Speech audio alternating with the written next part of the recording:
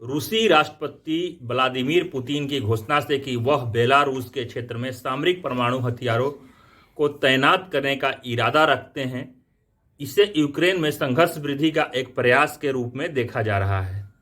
यह पुतिन द्वारा पूर्व में दी गई चेतावनी की भी पुष्टि करता है कि रूसी क्षेत्र में हमलों को रोकने के लिए वह सभी उपलब्ध संसाधनों का उपयोग करने के लिए तैयार हैं जो कि उनके परमाणु शस्त्रागार में उपलब्ध हैं। सूत्रों के अनुसार कुछ रूसी रणनीतिकार क्रेमलिन से ऐसा आग्रह करते रहे हैं कि सामरिक परमाणु हथियारों को विमान और मिसाइलों के करीब ले जाया जाए ताकि पश्चिम को स्पष्ट चेतावनी संदेश भेजा जा सके। पुतिन ने यह भी कहा है कि बेलारूस में सामरिक परमाणु हथियारों को तैनात करके रूस वही करेगा जो संयुक्त राज्य अमेरिका दशकों से बेल्जियम, जर्मनी, इटली, नीदरलैंड और तुर्की में अपने परमाणु हथियार रखकर करता आया है। उन्होंने आगे बताया कि रूस का यह कदम परमाणु हथियारों के प्रसार पर प्रतिबंध लगाने वाली अंतर्राष्ट्रीय संधि का किसी प्रकार से उल्लंघन नहीं करता है। सामरिक और रणनीतिक परमाणु हथियार इस संदर्भ में चर्चा में रहे हैं। हम लोग रोजाना सामरिक और रणनीतिक हथियारों के बारे में न्यूज इत्यादि में सुनते रहते हैं, लेकिन हम में से बहुत से लोग सही रूप से सामरिक और रणनीतिक हथियारों के बीच अंतर को नहीं समझ पाते हैं। तो आइए समझने का प्रयास करते हैं। पहली नज़र में दोनों का अंतर दूरी का होता है। आमतौर पर कम दूरी की मिसाइलों को सामरिक करार दिया जाता है, जबकि लंबी दूरी की मिसाइलों को रणनीतिक मिसाइलें कहा जाता है। सामान्यतः केवल युद्ध के मैदान बैटलफील्ड में प्रयोग में लाई जाने वाली मिसाइलों को सामरिक मिसाइल कहते हैं, स्ट्रैटेजिक बने टैक्टिकल मिसाइल कहते हैं, जबकि शहरों जैसे बड़े लक्ष्यों को निशाना बनाने वाली लंबी दूरी की मिसाइलों को रणनीतिक स्ट्रैटेजिक मिसाइल यानी रणनीतिक मिसाइल कहा जाता है। टैक्टिकल सामरिक में आमतौर पर पारंपरिक हथियार का उपयोग किया जाता है, जबकि स्ट्रैटेजिक रणनीतिक में आमतौर पर परमाणु हथियारों का उपयोग करते हैं। लेकिन इस अवधारणा के अपवाद हैं कि सामरिक वारहेड्स में भी परमाणु हथियार का इस्तेमाल होता है और रणनीतिक और लंबी दूरी की मिसाइलें पारंपरिक हथियार के साथ भी तैनात की जाती रही हैं। सामरिक परमाणु हथियार का उद्देश्य युद्ध के मैदान में दुश्मन के सैनिकों और हथियारों को नष्ट करना होता है। सामरिक हथियारों का रेंज रणनीतिक मिसाइलों में लगे परमाणु हथियार जो कि पूरे शहर को नष्ट करने में सक्षम होते हैं की तुलना में अपेक्षाकृत कम होता है। जब परमाणु हथियारों की बात आती है तो रणनीतिक परमाणु हथियारों का अर्थ उन हथियारों से समझा जाता है जो अधिक बड़े पैमाने पर नुकसान पहुंचाते हैं। सामरिक परमाणु हथियार जबकि छोटे परमाणु वारहेड और डिलीवरी सिस्टम है जो एक छोटे से क्षेत्र में सीमित स्ट्राइक करने के लिए हैं। सबसे छोटा सामरिक परमाणु हथियार 1 किलोटन या उससे कम का हो सकता है। इसके विस्फोट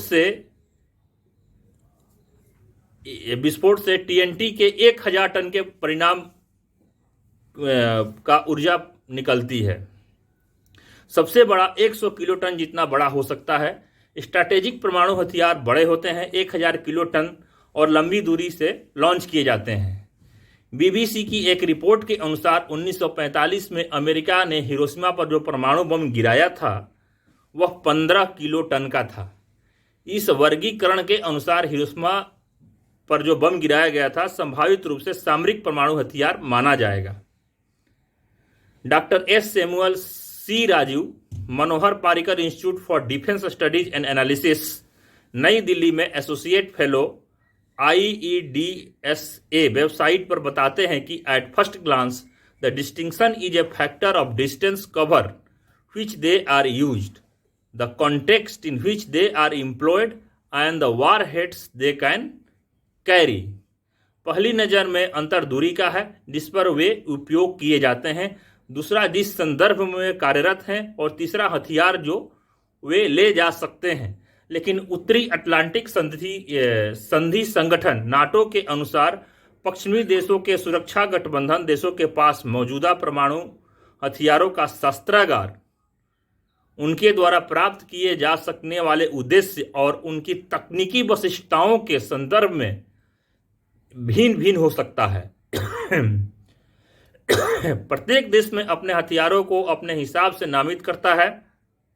प्रत्येक देश अपने हिसाब से नामित करता है। उदाहरण के लिए फ्रांस के हथियारों में रणनीतिक परमाणु हथियार शामिल हैं, जिनके उपयोग या उपयोग की धमकी केवल राज्य के सर्वोच्च अधिकारी ही ले सकते हैं। नाटो शब्दावली के अनुसार रणनीतिक परमाणु हथियार की परिभाषा मौलिक रूप से तकनीकी विशेषताओं के बजाय फ्रांस के प्रतिरोध के सिद्धांत डॉक्ट्रिन ऑफ डिटरेंस से जुड़ी हुई है। चाहे वे कितने भी महत्वपूर्ण क्यों ना हो, केवल उस सिद्धांत के परिणाम है। इसी शब्दकोश में दावा किया गया है कि रूस के सामरिक परमाणु हथियारों को एक सामरिक मिशन को पूरा करने के लिए दुश्मन की तैनाती यानी कि अंदरूनी भाग तक 300 किमी तक की सामरिक गहराई स्ट्रैटेजिक डेप्थ में ऑब्जेक्ट को इंगेज करने के लिए डिजाइन किया गया है, यानी कि 300 किलोमीटर के डेप्थ तक। दूसरी ओर इसके रणनीतिक परमाणु हथियारों को सामरिक मिशनों को पूरा करने के लिए भौगोलिक रूप से दूरस्थ सामरिक क्षेत्रों, जो कि 5500 किमी से अधिक में है, में ऑब्जेक्ट्स को इंगेज करने के लिए डिजाइन किया गया है। असाधारण स्थितियों में रणनीतिक परमाणु हथियारों का उपयोग ऑपरेशनल मिशनों को पूरा करने के लिए किया जा सकता है। इसका मतलब यह हुआ कि स्ट्रैटेजिक वेपन के जगह पर टैक्टिकल वेपन का भी यूज यदि जरूरत पड़े, आवश्यकता हो तो किया जा सकता है। यह भेद कितना स्पष्ट है, आइए समझते हैं। अमेरिका में स्वी वंस इंस्टीट्यूट ऑफ टेक्नोलॉजी में विज्ञान और प्रौद्योगिकी अध्ययन के निदेशक एलेक्स वेलरस्टीन ने इस साल की शुरुआत में आउटराइडर सुरक्षा ब्लॉग पर लिखा था, चीज़ों के बीच का अंतर हमेशा बहुत स्पष्ट नहीं होता और हम क्या हासिल करना चाहते हैं यह अधिक महत्वपूर्ण है। Distinction is not air tight and purpose matters more. एक ऐसे वृत्त की कल्पना करें जो उन हथियारों का प्रतिनिधित्व करता है जिसका उपयोग किसी विशिष्ट स्थिति या स्थान में किया जाता है, जैसे कि एक छोटा युद्ध क्षेत्र।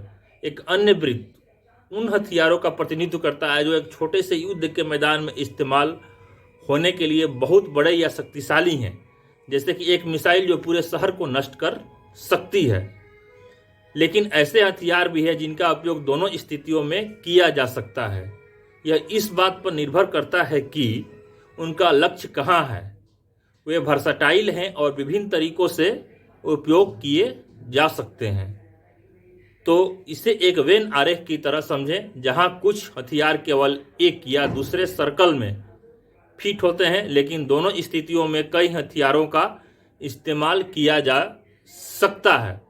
विशेषज्ञों ने इस तथ्य की ओर भी इशारा किया है कि एक परमाणु हथियार अपने अपेक्षाकृत छोटे आकार के बावजूद पारंपरिक हथियार की तुलना में अधिक नुकसान और लंबे समय तक चलने वाला परिणाम देने में सक्षम हो सकता है या होगा।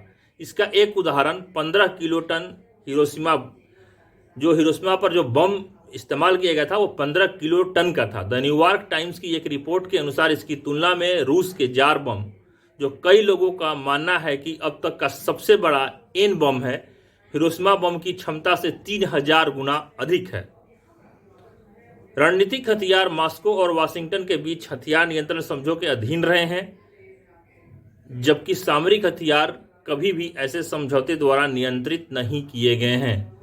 उनकी संख्या या उनसे संबंधित कोई अन्य जानकारी का विवरण रूस द्वारा जारी नहीं किया गया, जबकि सामरिक परमाणु हथियारों को भूमि या पनडुब्बी आधारित अंतर्द्वीपीय बैलिस्टिक मिसाइलों में फिट किया जाता है, जो लॉन्च के लिए लगातार तैयार रहते हैं। सामरिक परमाणु हथियारों को रूस में कड़ी सुरक्षा वाली भंडारण सुविधाओं में संग्रहित किया जाता है और उन्हें लड़ाकू इकाइयों तक पहुंचाने में समय लगता है।